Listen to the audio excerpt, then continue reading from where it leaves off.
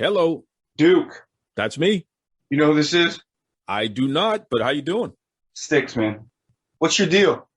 I don't know what you're talking about, Stix. You don't know what I'm talking about? Are you kidding me? Okay.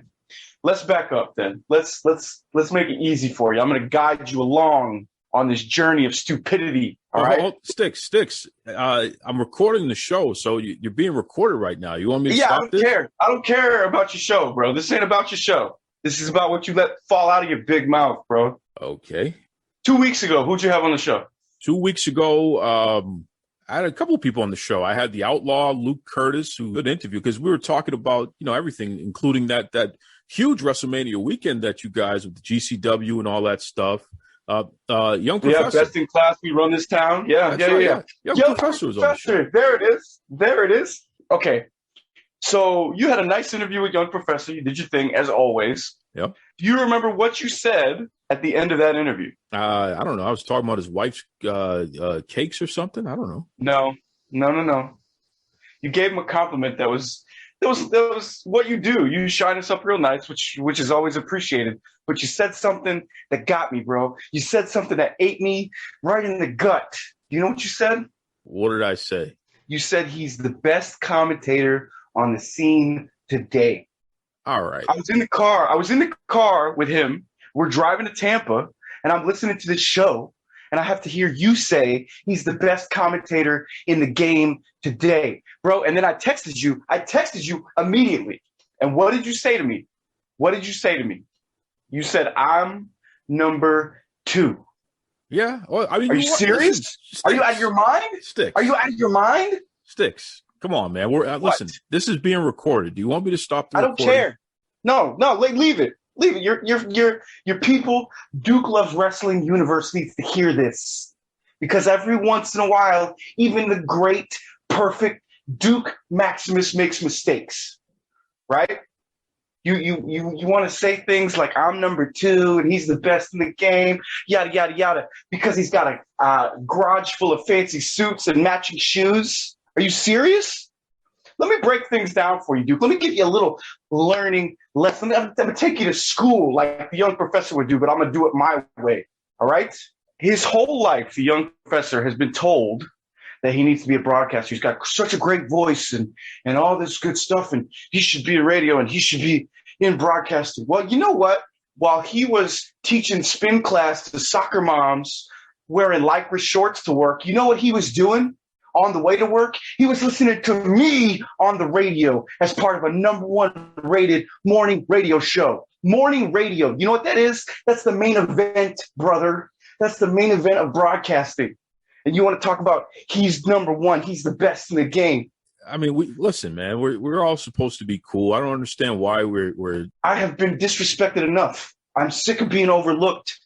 I'm sick of being pushed aside and told to wait my turn. Bro, you are talking to the best voice in the game, best microphone man, best commentator, best manager in the game today. It's not the Young Professor. He's got great suits. He's got a great voice. He's very professional. He's well-spoken. He's smart, but he damn sure ain't me.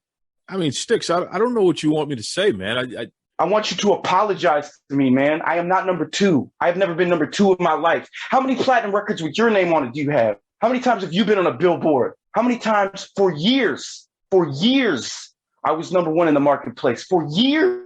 I'm a little uncomfortable with this, Stix, because I feel like you're being serious here. And I want to be clear. Are you seriously upset with me over this? I'm livid, man. I get it. His presentation is epic, right?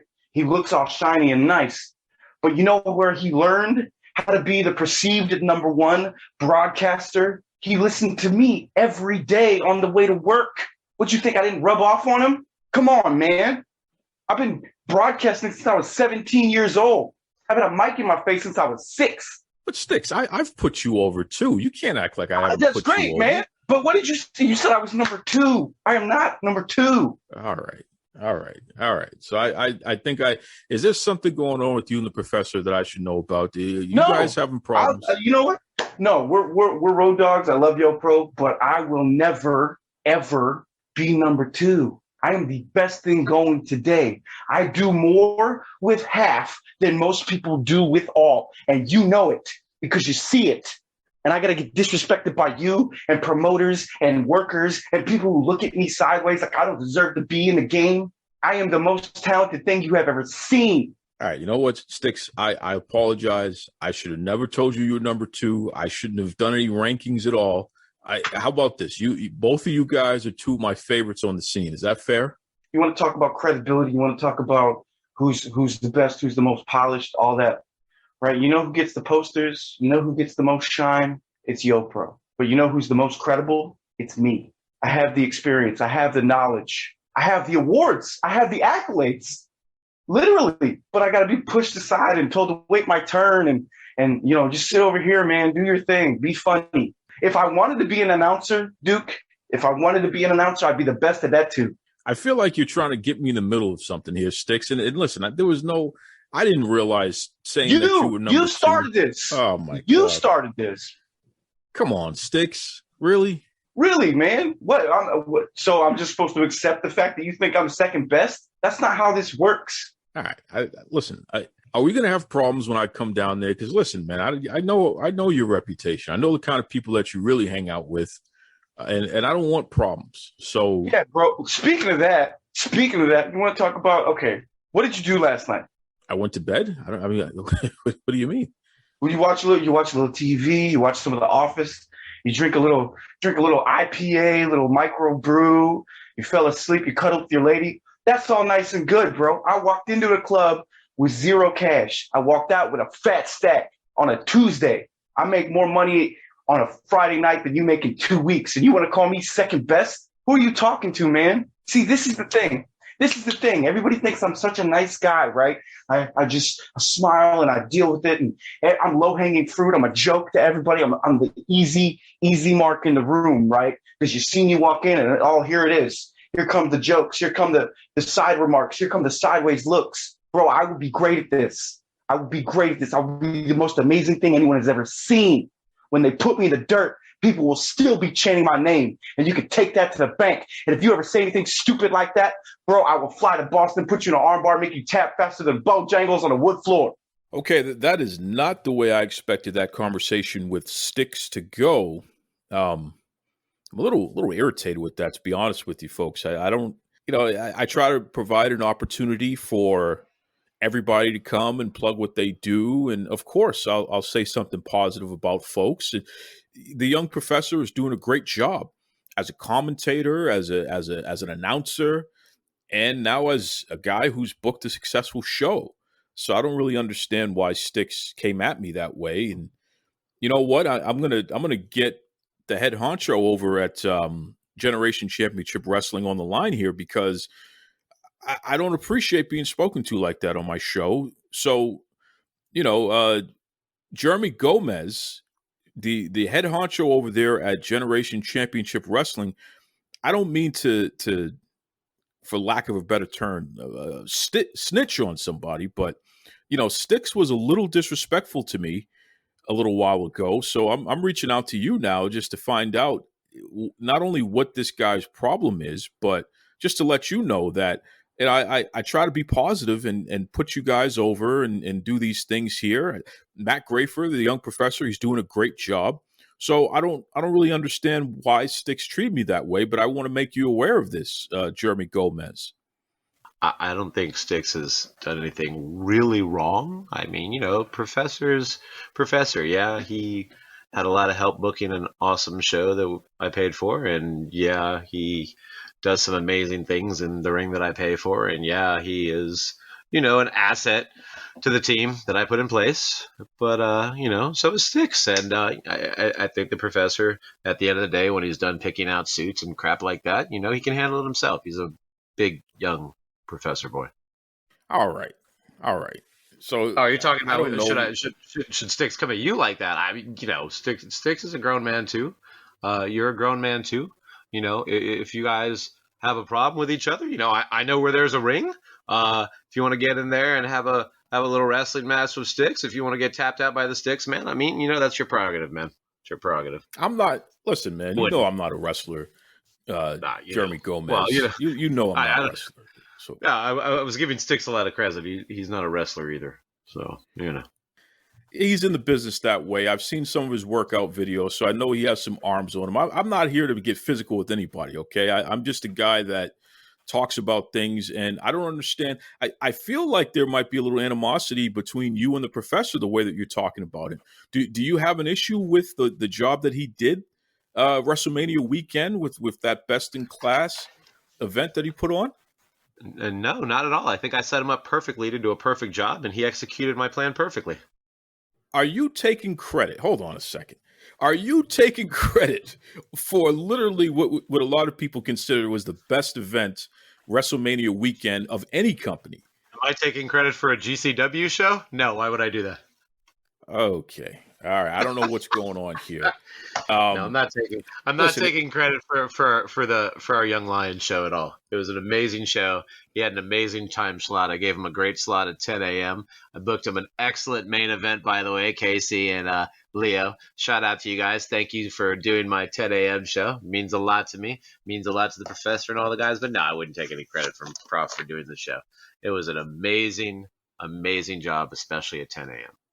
I mean, I feel like this is kind of like backhanded compliment stuff here because you're talking about my show in my ring and I got him this, but I feel like this, there might be a little something there, but I'm not going to start any trouble here, Jeremy Gomez. In fact, I do want to give you credit. You're absolutely right. You're the head guy at GCW. You folks put on a fantastic WrestleMania weekend slate of events. You had like 1 million events. So let's just start from the beginning. I mean, Medusa and ODB serving breakfast. How did that go?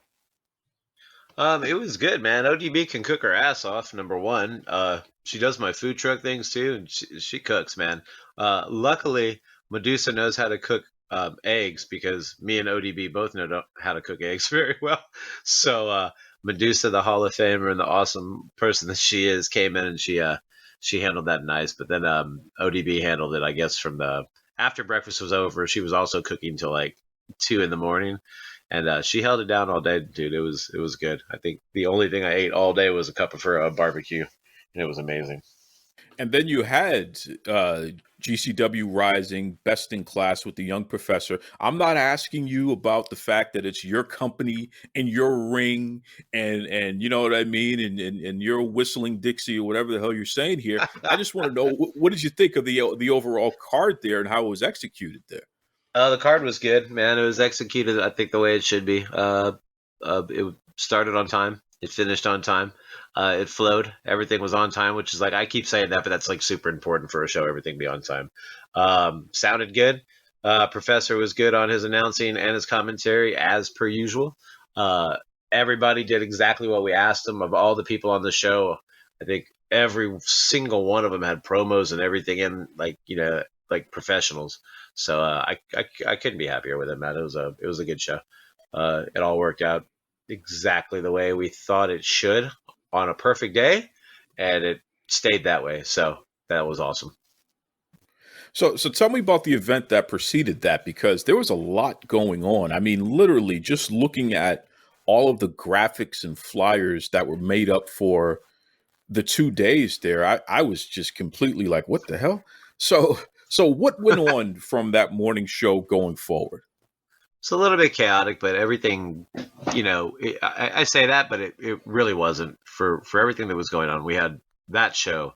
So every show was pretty much an hour and 45 minutes with like 15 minutes changeover time in between till the next show.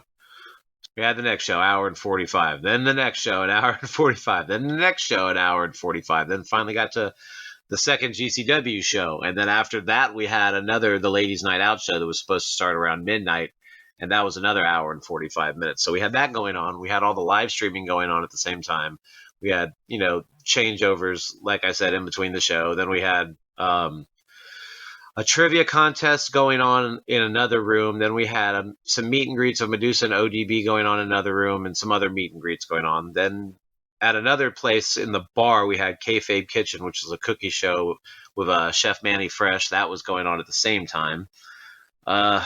Yeah, it was just wrestling, man. Everything everything that had to do with wrestling, eating, and drinking, that's what was going on during the day. And then, on top of all that, then we've got all our pandemic assessment checks and our temperature checks and all that stuff going on at the same time. And so, yeah, the property was full. It was, we probably had a good 30, 40 workers in the back at all times, all day as well. So it was just mitigating things going on. And that was it. Another show, just really big. Well, shout out to Chef Manny Fresh. I saw a couple of great photos from the event there.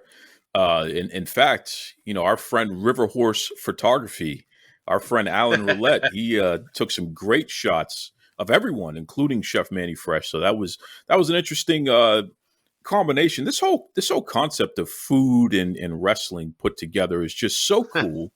And I do have to tip my hat to you for this. Anyone who's with the Food Network or any of those networks there, you probably should be paying a lot more attention to Generation Championship Wrestling and the way that they combined the two, because there's a lot going on here with these folks, right? Thank you. Yeah, I mean, it's just, the same like I told you about my other industry. It's just we try to incorporate everything, man, because entertainment's entertainment and people get tired of things real quick, so you have to hold everybody's attention. It's just better to have everything in house. So, number one, you want to keep everybody in house. So, and you could turn the foodie fans into wrestling fans. You could turn the wrestling fans into foodies, and it's just so like without getting my head, it's just it's a normal show for us, just on a bigger scale, and at the end of a good pandemic year. So it was just a little different, but everything. At the end of the day, we weren't but like 30 minutes over time. It got off the rails for a little bit in the middle, just by going over time a little, but we got it back down, and everything seemed to work out. There was no injuries. There was no arguments with anybody in the crowd. Nothing crazy went on. I think we broke one hole in the wall that needed a stop or a little patch job, and that's about it. Well, listen, if nobody got injured and you only broke one hole in the wall, I mean, I guess you did all right for yourself there. Now, I just received a message.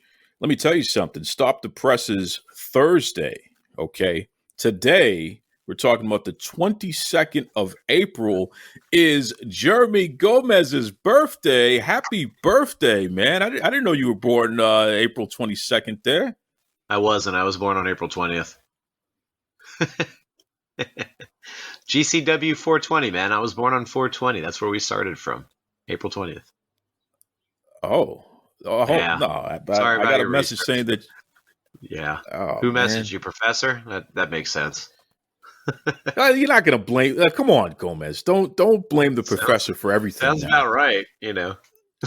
Well, listen. Well, I'm not going to say that. I'm not going to reveal who told me this, but I apologize. I thought today. Gee, I was told today is your birthday. So today's not your birthday. It was Professor. I know it was. Trying to We got to find out what's going on here. I don't know what you guys are doing. Why you and Stix got a problem with the professor? 42 he's a nice guy. Wow. Oh, I never claimed he wasn't nice, and he has many cute suits. It's amazing. All right, that's enough of that. Jesus. What do we have coming up on the horizon? A black suit like a grown man, but whatever. Well, and you wear a lot of black. I noticed that about you. In fact, you wear shades even at night, which I don't really understand. We got to figure this out here. So I can. Well, that's 42 years old. On the horizon? 42. I know. 42 years old. I guess you're getting to that age where you're just going to say whatever the hell you want to say. That's it. Right? I can quote a Corey Chase song if I feel like it. It's fine. That's it. That's exactly it. So what's on the horizon? You're 42 years old. Hopefully you're a year wiser now. What's going to happen with GCW for the rest of the year? What do we have coming up? Holy crap. For the rest of the year. So all right. So we've already got a show every month now. We've got that. We've become a little better friends with Seminole County.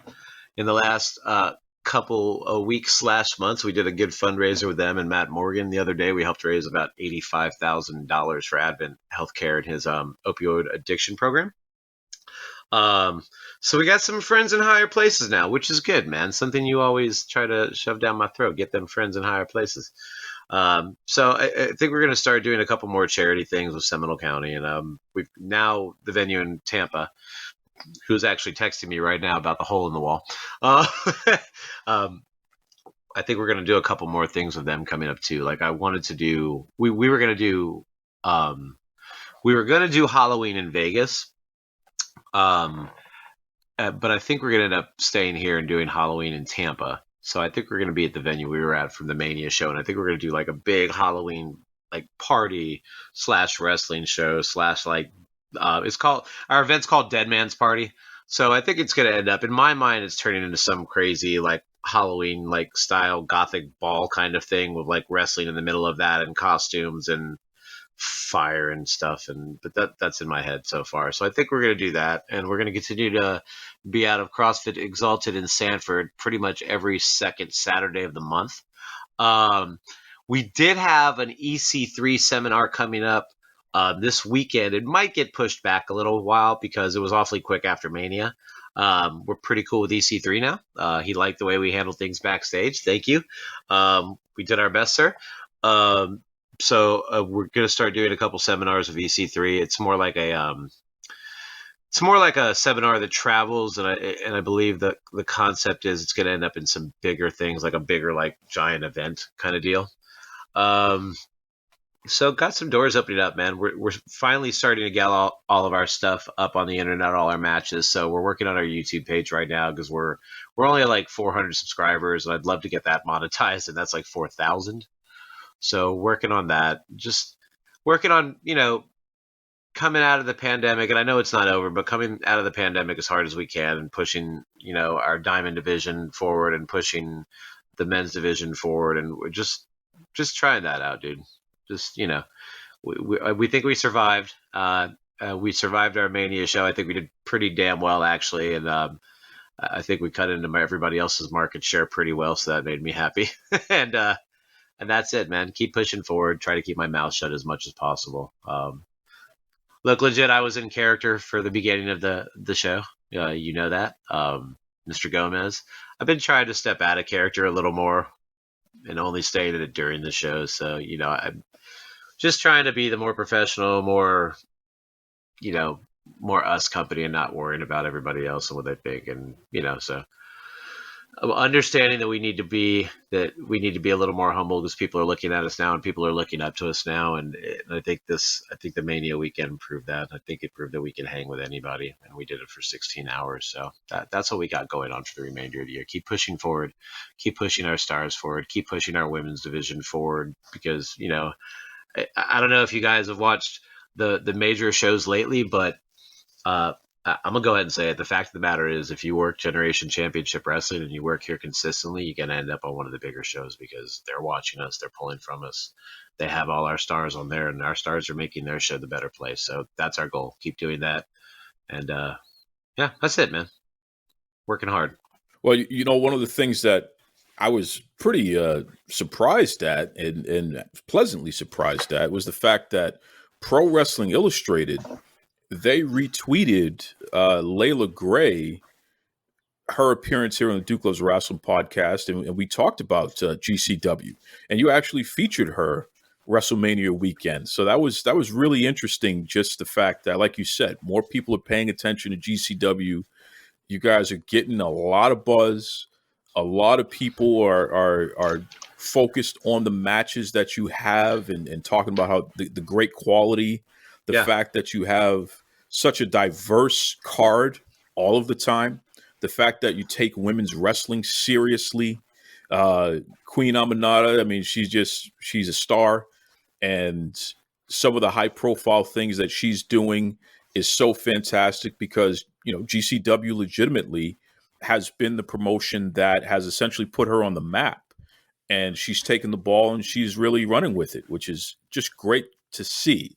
So despite the fact that Mr. Gomez can get under people's skin sometimes, hopefully, GCW is doing a great job in featuring their talents, and the larger promotions absolutely are paying attention. The media is paying attention. it's working out. It's working out pretty well. So kudos to all of you folks over there. Thank you. Candy Gomez is still my hero, so definitely shout out to Candy. There's no way I'm gonna talk to you or talk about GCW without mentioning Candy Gomez. She's fantastic. Yep. But Gomez, let everybody know how can they continue to follow GCW and keep up to date with the next events, especially if they want to get tickets or watch what's going on online. How can everyone follow? Well, YouTube page is simple: Generation Championship Wrestling GCW. Everything else also simple at GCW Wrestling Pro. You can even email us if you need to talk. GCWWrestlingPro@gmail.com. And that's pretty much it, man. We're pretty out there. I did want to say thank you to all our new champions. Mr. King, the new Rex Bacchus Defender of Humanity champion. Let me think. Queen Aminata is still our Diamond Division champion. Stunt Marshall is our new heavyweight champion. And Culture Inc. are our new tag champions. Despite what people think, I am actually a huge fan of Culture Inc. and those guys. And I know I play that I hate them, and I always say stay broke and everything like that. But they deserved it, and they deserved it for a while. So congratulations, Aminata. Congratulations. Your family. You're part of the clique that stays at the house when you come into town. And everybody should have already been watching you, but thank you for being so loyal to us. And I did want to say something about Layla Gray. She actually did the show for us on Friday, and people want to book her. So instead of taking bookings on Saturday, she actually came with us to Longwood and did that charity that helped us raise $85,000 for Advent Health Center. And that was pretty cool because she could have taken a booking somewhere else. And everybody that worked with us that day could have taken a booking somewhere else for pay. But they chose to come with Generation Championship Wrestling and help Matt Morgan in the city of Longwood with that. So thank you for that. Back to that. Yeah, everything else, GCW Wrestling Pro, yada, yada, yada, or just type Generation Championship Wrestling into the Google bar. At least one of the GCWs will pop up. It'll probably be us and then Georgia Championship Wrestling right under us. Click on both of them. We're both awesome. Jeremy Gomez, before I let you go, because we started a little rocky, and I know I messed up the birthday and all that stuff. So no, it's me, man. I'm still brain dead from Mania Week. It's totally me. Yeah. Okay. Good. You didn't totally know when you were born. So today is your birthday. Yeah. The 22nd. Not okay. No, the 20th, man. Freaking 20th, bro. All right. I gotta get this right. 20. Come on. I gotta get this right because I don't know what the hell's going on here. Before I let you go, I have to know. Did you serve any rattlesnake all weekend? No, I did not, man. No rattlesnake. Dude, I didn't have any food or anything that weekend, dude. It was just, I was on Bang all weekend. Bang energy drink. That kept me up. Swear to God. Well, that's a cheap plug. Cheap plug for Bang Energy. You guys better reach out to GCW. They just don't. I've got every email to everyone that works in that damn company. I've messaged all of them. They all send you to a different person. Like, I guess they don't know that, like, the workers and wrestlers really love Bang and they drink the hell out of it. And I guess they're busy making those really weird commercials of all the really weird clothing. But whatever. Come on, Bang. I'm sick of begging you. Come give us a damn sponsorship. I think myself alone drinking 12 Bang a day is worth it. So, God, man. Seriously. Bang Energy. The ball is in your court. What's stop going for the ravers, dudes. Bang, listen, Bang.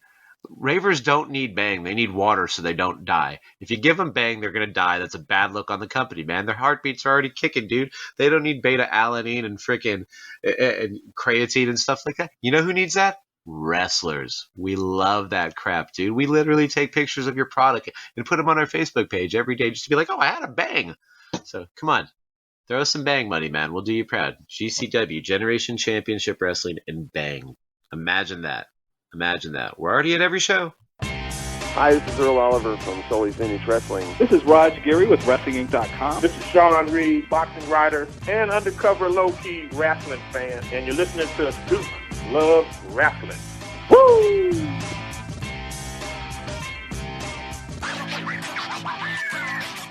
Without a doubt, this has been one of the strangest episodes of Duke Loves Rasslin like ever.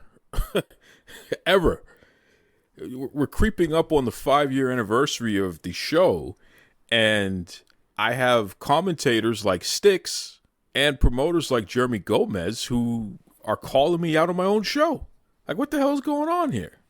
After all this time, you'd think I'd find a way to not get so much heat, but it's clear that I guess I'm some kind of heat magnet. And I mean, I just want to reiterate once again, I apologize to Stix.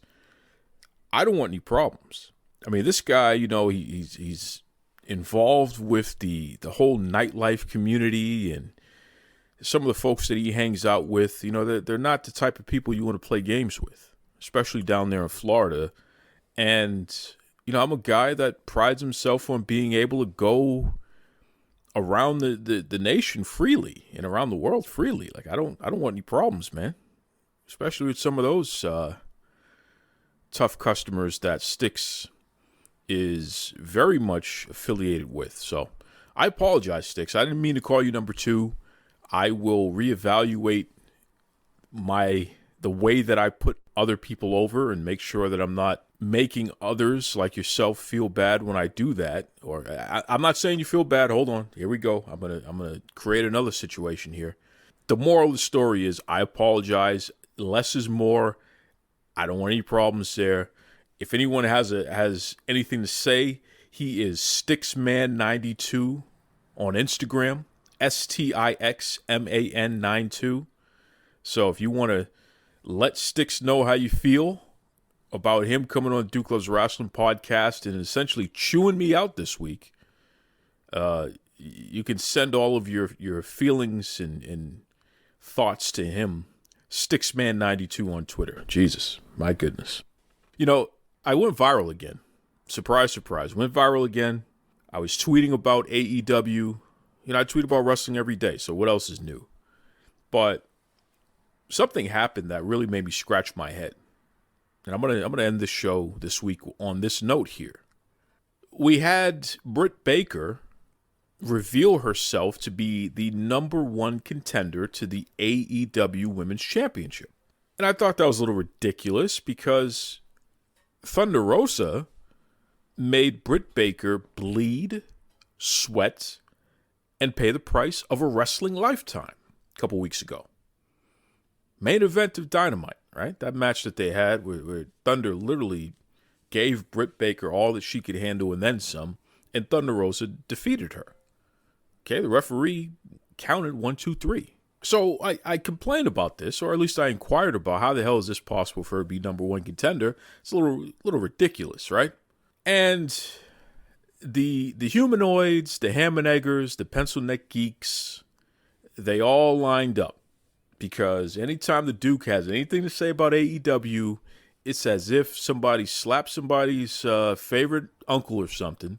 It's ridiculous. They just lined up in droves to cuss me out, to yell at me, tell me I don't know anything about wrestling, to exclaim that they have to explain what it means to be unsanctioned. And you know, Britt Baker, she even joined in on the club here. She said it was unsanctioned, like she was going to set me straight. Okay, it was unsanctioned. So that Thunder Rosa defeating her, it really didn't count because it was unsanctioned. Let me tell you something. Does it make any sense to you that AEW would air an unsanctioned match? Does that make any sense? A company that claims that they're going to present a sports-like product, why would you feature an unsanctioned match? So that's number 1, right?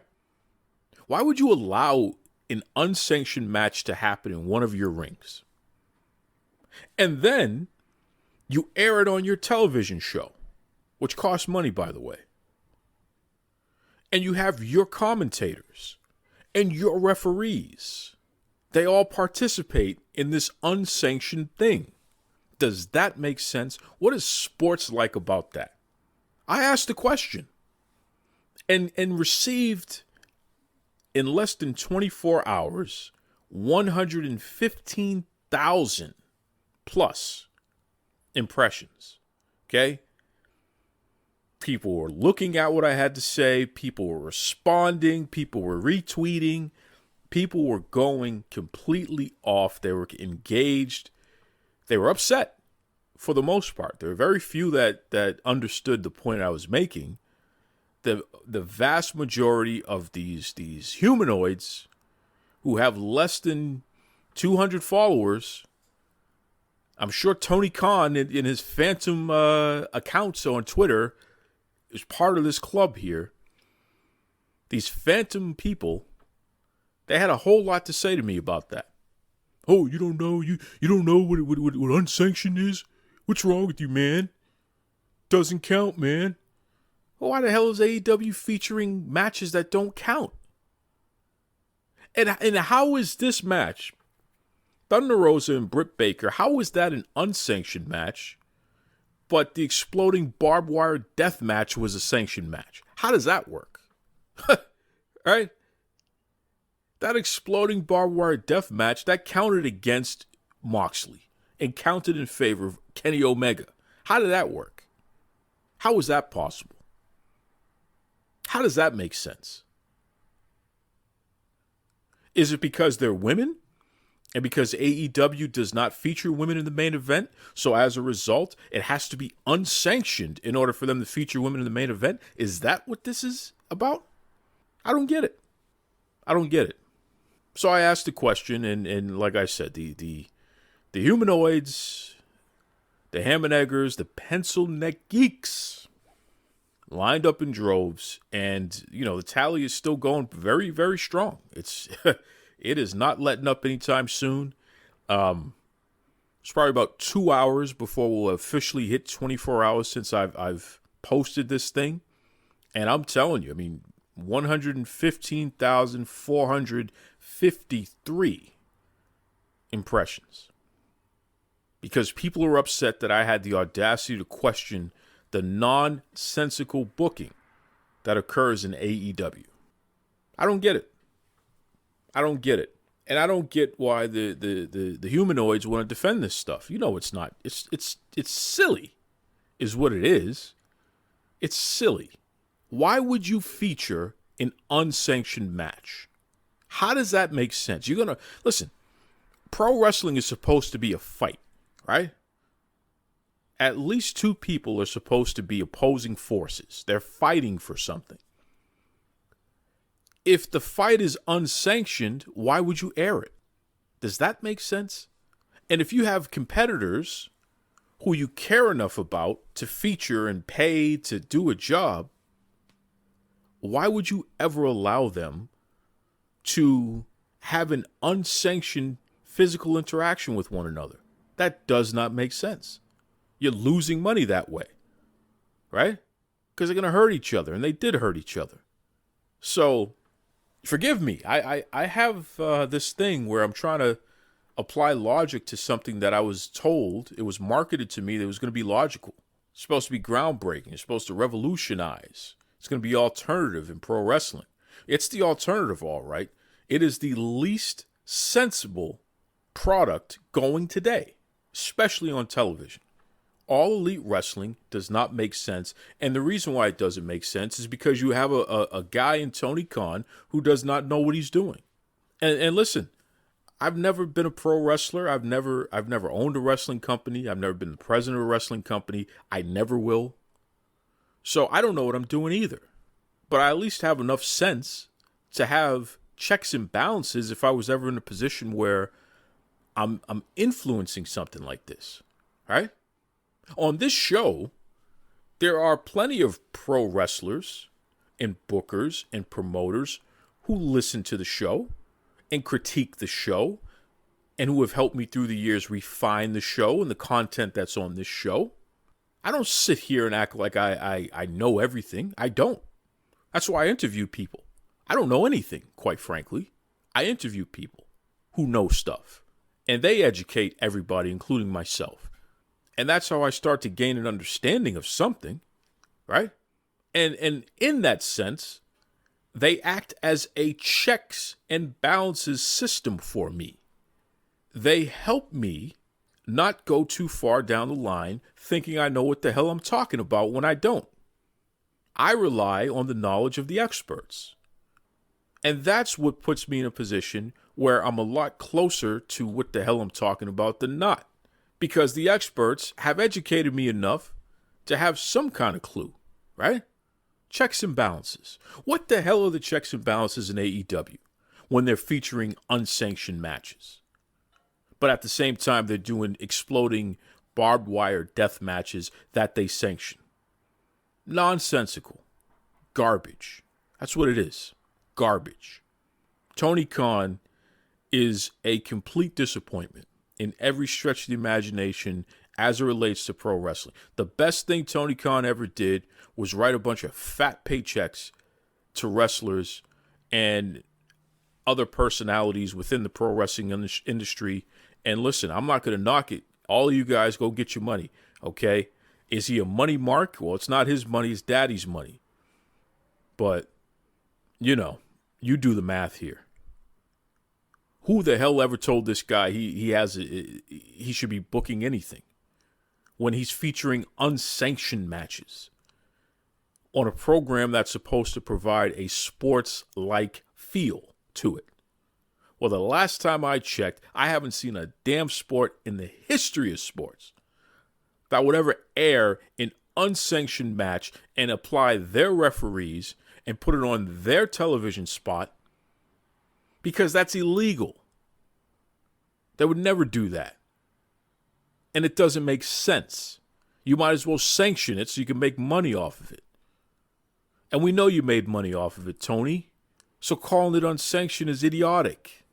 That's moronic. That's the stuff humanoids do. Go crunch those numbers, big time. I like Britt Baker. I think she's extremely talented. Thunder Rosa, she's fantastic. She's the best. She's the meta. She's the best. Best of the best. She has that Mission Pro Wrestling event coming up, and next week we're going to be plugging the hell out of that with some exclusives. You can bet your bottom line on that. Mission Pro Wrestling, of course, Title Match Network. If you haven't subscribed to them online, you better do so quick, because you got to check out the next Mission Pro Wrestling event there. But I got to tell you, AEW finds creative ways to prove to all of us they have no clue what they're doing. And the old-timers who were there, who do have a clue, like Jim Ross, like Arn Anderson, like Jake the Snake Roberts, it's clear that they are collecting a check from the money mark, and they're just letting him piss away with everything.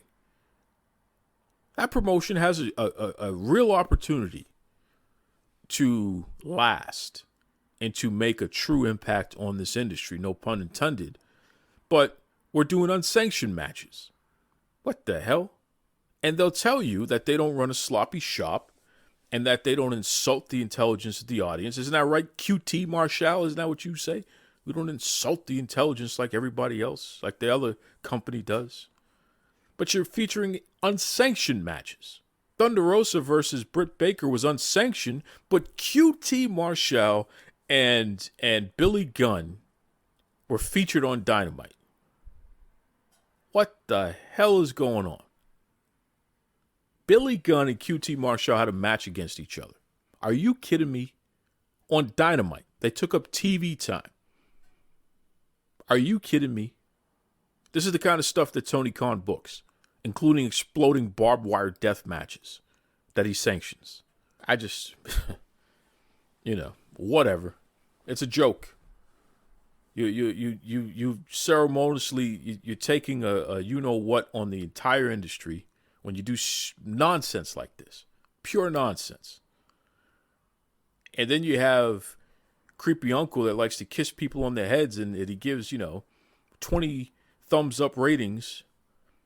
I'm sure he's going to put this over because, Tony Khan is the promoter of the year. Give me a break. Anyway, next week, got some action-packed things going on. Thank you once again, Jeremy Gomez, GCW, and Stix. I don't want any problems. Tony Khan, I would like to unsanction Tony Khan, right? I unsanction everything Tony Khan does.